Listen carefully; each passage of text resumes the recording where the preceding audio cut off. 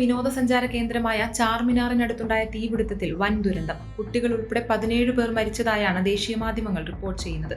ഇന്നു രാവിലെ 6 മണിയോടെയായിരുന്നു സംഭവം.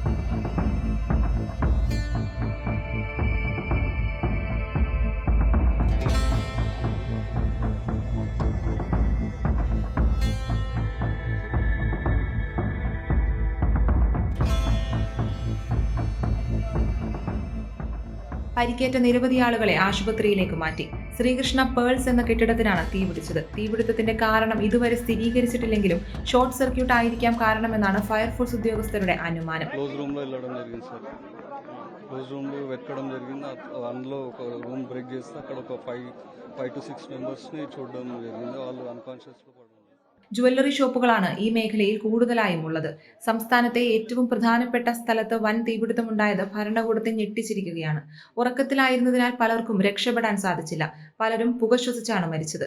പ്രദേശവാസികളാണ് കെട്ടിടത്തിനുള്ളിൽ നിന്ന് പലരെയും രക്ഷപ്പെടുത്തിയത്. തീപിടുത്തത്തിൽ 17 പേരോളം മരിച്ചതായി ഒസ്മാനിയ ജനറൽ ആശുപത്രി resident medical officer Vijay Kumar യാദവിനെ ഉദ്ധരിച്ചുകൊണ്ട് ദേശീയ മാധ്യമങ്ങൾ റിപ്പോർട്ട് ചെയ്തു. മരിച്ചവരിൽ 7 വയസ്സുള്ള കുട്ടിയും നിരവധി സ്ത്രീകളും ഉൾപ്പെട്ടിട്ടുണ്ട്. 11 ഫയർ എഞ്ചിനുകൾ സ്ഥലത്ത് രക്ഷാപ്രവർത്തനം തുടരുകയാണ്. Subscribe to One India and never miss an update.